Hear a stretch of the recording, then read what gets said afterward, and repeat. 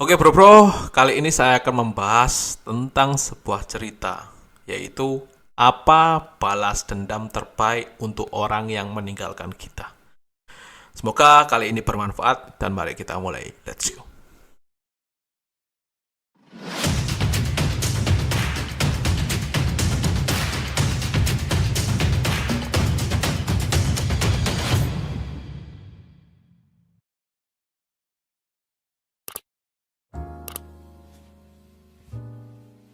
Oke, terima kasih bro telah masih stay di channel saya di Edo Wijaya. Kali ini saya akan membahas sebuah cerita teman-teman yang dari Grita Amelia teman-teman. Ini tentang apa balas dendam terbaik untuk orang yang meninggalkan kita. Buat kalian yang punya cerita mungkin seperti ini ataupun pengalaman bisa tinggalkan atau hubungi saya di kolom deskripsi teman-teman. Oke, mari kita bahas. Semoga kali ini ilmu baru untuk kalian teman-teman. Yang pertama yaitu ketika ada orang yang tanya balas dendam terbaik untuk orang yang meninggalkan kita, yaitu jawabannya tidak ada. Udah jelas teman-teman. Malah dengan berniat balas dendam saja artinya kamu sudah kalah dari dia. Karena itu adalah bukti bahwa kamu itu peduli sekali pada dia, sementara dia mungkin bahkan sudah tidak ingat dengan nama lengkapmu. Apa yang sudah terakhir sudah berakhir.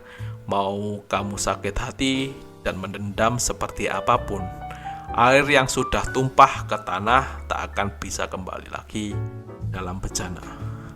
Let it go. Benar teman-teman.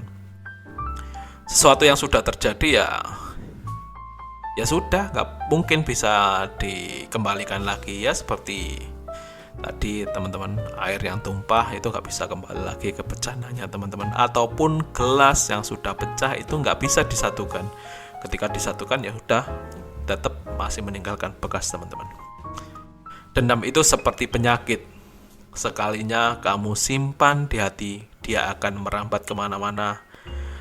Detik berikutnya yang kamu tahu, kamu akan berharap mantanmu terkena karma. I hate to tell you, my dear, but karma doesn't exist.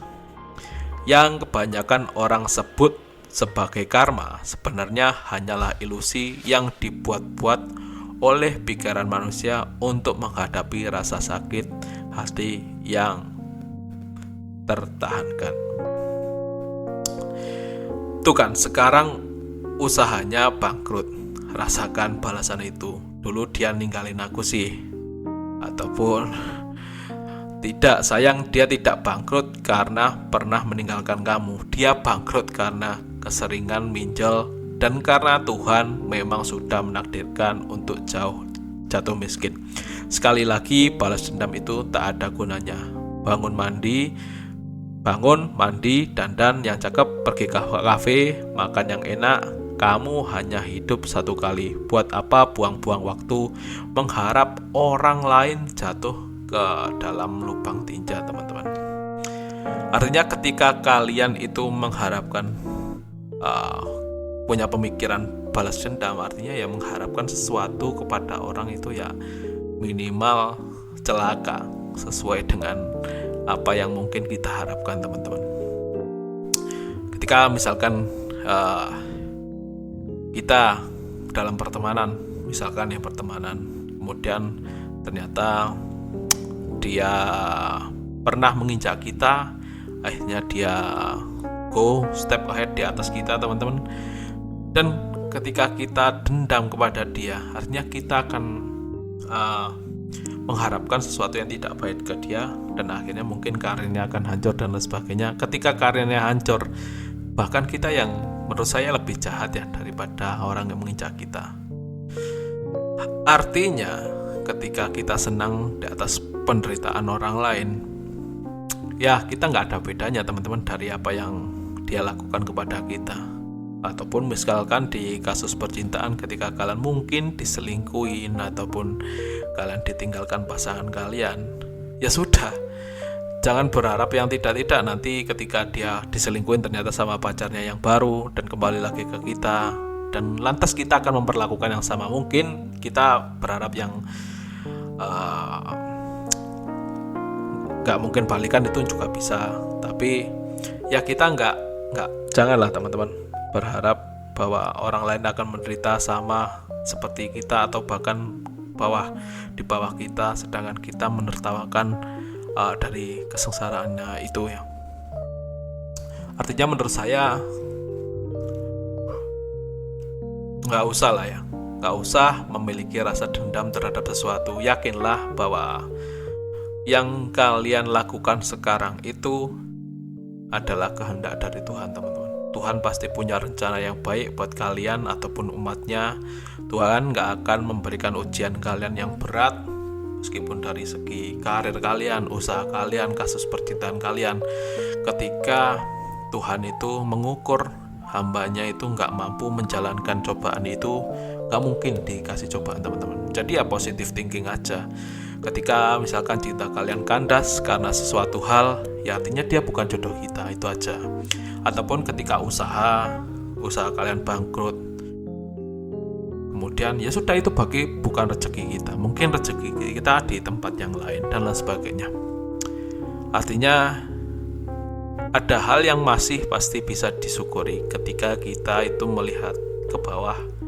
Sesekali melihat ke bawah ketika kita jatuh, kemudian berharap sesuatu, dendam terhadap orang, merasa kita yang paling buruk, ternyata ada orang yang lebih buruk daripada kita.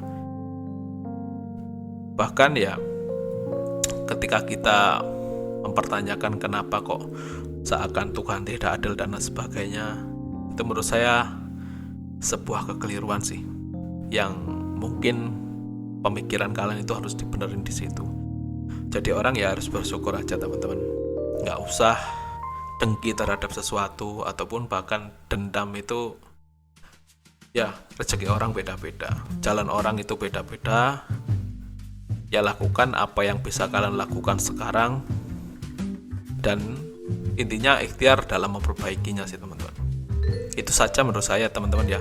Jadi intinya ya, ketika ditanya dendam apa terbaik buat orang yang mungkin menyakiti kita, itu jawabannya nggak ada, teman-teman. Setiap orang punya porsinya masing-masing, dan selalu bersyukur terhadap apa yang kalian dapat hari ini, sehingga untuk menjalani esok ke depan kalian tetap positive vibe lah, intinya kayak gitu. Nggak ada hambatan ketika kalian punya dendam ataupun tidak bisa kan melepas sesuatu yang menyakitkan di hari kemarin. Mungkin hari kedepannya akan terasa berat ketika kalian menjalani itu.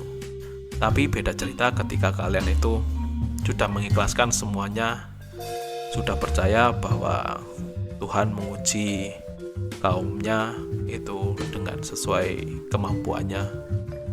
Pasti jalani hidup kalian dengan enteng lah, intinya kayak gitu. Oke, sekali lagi buat kalian pendendam ataupun yang lagi bingung terhadap sesuatu ataupun cobaan apapun ya, masalah keluarga, masalah pekerjaan, masalah percintaan, kuncinya yaitu kalian harus bersyukur dan coba lihat ke bawah bahwa kalian itu nggak selamanya yang paling buruk. Itu aja, teman-teman. Semoga buat para pendendam bisa memberi pencerahan lah video kali ini. Oke, sekian itu saja yang bisa saya sampaikan. Semoga di notes kali ini itu bermanfaat. Ya sedikit ngoceh terhadap sesuatu tulisan, cuma saya kira note ini bagus, teman-teman, untuk direnungi. Oke, sekian dari saya. Konten selanjutnya, sampai jumpa dan see ya.